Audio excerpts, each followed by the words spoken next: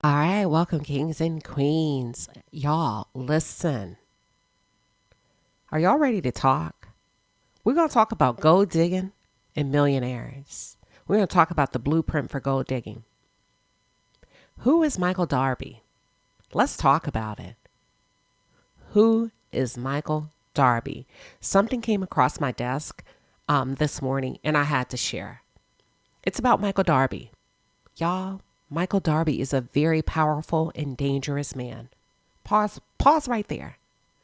And I'm not sure how much information Ashley had up front regarding Michael Darby, but let's just say this. Throughout the dating phase, she did get to know him. She did get to know and see and experience what he had his hand in.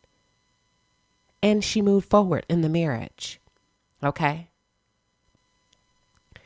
Ashley knew exactly what she was signing up for. And I do not feel bad for Ashley for fumbling the blueprint, gold digging 101. I do not feel bad that she is not receiving any alimony because you played yourself on this one, Ashley. Okay? You played a game with the big boys and you lost. And the reason you lost is because you utilized sex to gain leverage over him. And that didn't work because a man like a Michael Darby, y'all, now that I have more information regarding who he is, a man like Michael Darby has access to any and everything at the click of his fingertips. Let's talk about it. For those of you who are just tuned in, or if you're new to the channel, welcome to the palace. I am Queen Sheba. I cover a variety of hot topics specific to reality television, but most importantly, I hone in on the psychological and the behavioral traits of the Black experience. So first of all, let me give you a little bit of background. And I'm pretty sure that most of you are familiar with Michael Darby and Ashley Darby. But let me just give you a little bit of background and lay the foundation. First of all, she received absolutely nothing from this divorce. And I think we were all shocked, right? Child, you better do your homework. I'm not shocked anymore. I'm not shocked anymore. Ashley literally played a game with somebody that she never would have had an advantage over. It's chess, not checkers. But let me just lay out the foundation for you. First of all, did you know that Ashley worked for Michael Darby in a very high-end bar? Michael Darby was part owner of a bar that Ashley worked in, okay? She was a bartender, if I'm correct. She could have been, I think it was a bartender. She may have been a waitress, but she was something. Anywho, Ashley took a job there because it gave her access to extremely high-powered men, you know, the likes of a Ben Affleck, other celebrities, other real estate moguls. Just think along those lines. So from day one, based on Ashley's mother and some of the things that she shared, and not necessarily portrayed in the manner that I'm about to share, but Ashley was looking for a come up, y'all. Ashley was looking for a come up, and I don't blame her, right? If you can play the game, do what you need to do. She was looking for a come up and she got finessed. Ashley actually wooed Michael. Ashley commuted 75 miles just to work at this place. And she would have to pull over in a parking lot to sleep because she was so exhausted from driving back and forth and then completing her shift. Baby, when I tell you this is chess and not checkers, because this gold digging story is literally textbook 101. Now, Ashley, I need you to go back and rewrite the chapters, a few of the chapters, because honey, you came out on the losing end. You started strong now. She started strong. So if your goal is to be a gold digger, she laid the blueprint. But somewhere along the lines, she got it twisted up. Okay. So check this out. She started dating Michael after she noticed him on a security camera. She set her eyes on him and was like, that one. That's the one I'm going to go after. That's the one I'm going to place myself in his line of sight. And then I'm going to take it from there. Okay. Ashley started working out with a trainer with Michael to get her body right. She worked on her Australian accent. Baby, if you name it, I'll claim it. She did it all, and she did it well because it was hook, line, and sink. Michael had just recently divorced in 2010. Michael had been married for 20 years.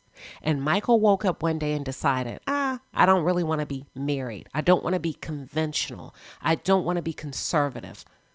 I like my freedom. So he and his wife of 20 years divorced. Okay. In 2010. Yeah. 6 years later, we see him appear on the Real Housewives of Potomac with Ashley. Now, there's a 30-year age difference, if not more, between Ashley and Michael. Ashley is older than both of his children. He had 2 children prior to meeting Ashley. Now he has 2 more. But let's talk about his lineage and where he comes from and how this blueprint for gold digging. Child, put it up, Ashley. Go write a new one.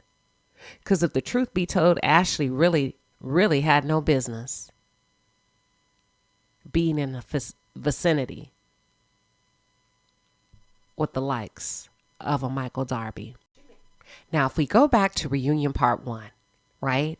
And I'm going to cover Part 2, but if we go back to Reunion Part 1, I'm not going to cover Part 2 in this segment. That's going to be dedicated. That's going to have its own dedicated segment.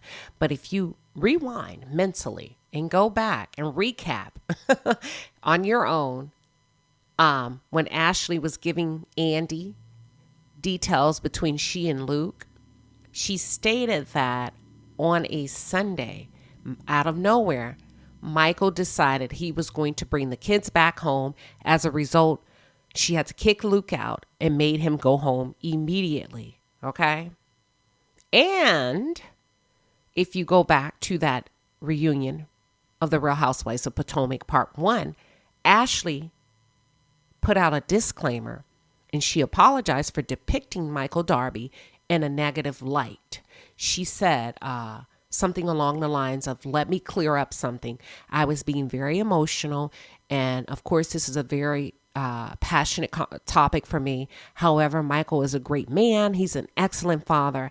And I want to apologize if I painted a different picture. Do y'all remember that? Do y'all remember that? And I thought in that moment, I was like, why is she apologizing? Shit, it is what it is. Michael was being a jerk. Okay, now I understand. Now I understand.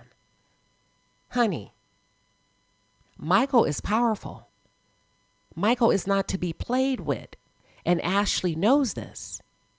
Michael controls the money. And Ashley literally can be kicked out at any given moment. Ashley is a slave to Michael at this point. Listen, we all underestimated Michael, y'all. We all underestimated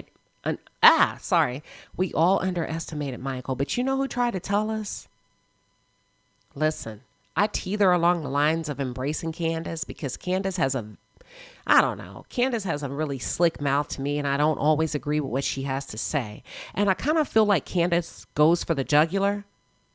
But Candace insinuated that Ashley was a gold digger and a bed wench. And I found that appalling. I get it now. Okay? Unfortunately, when Candace referred to Ashley as a bed wench, y'all, she was spot on. And it's a tough conversation to have, but Candace was spot on. I hate to say it. Ashley was not going to get a penny, a dime from day one. Y'all, when I tell you who Michael Darby is, and I kind of give you a little bit of background into his lineage. First of all, Ashley, how did you even get there as a little brown girl? Okay, with the likes of a Michael Darby, because brown people are something to be used, allegedly, by Michael Darby. We'll get into that in a second, okay?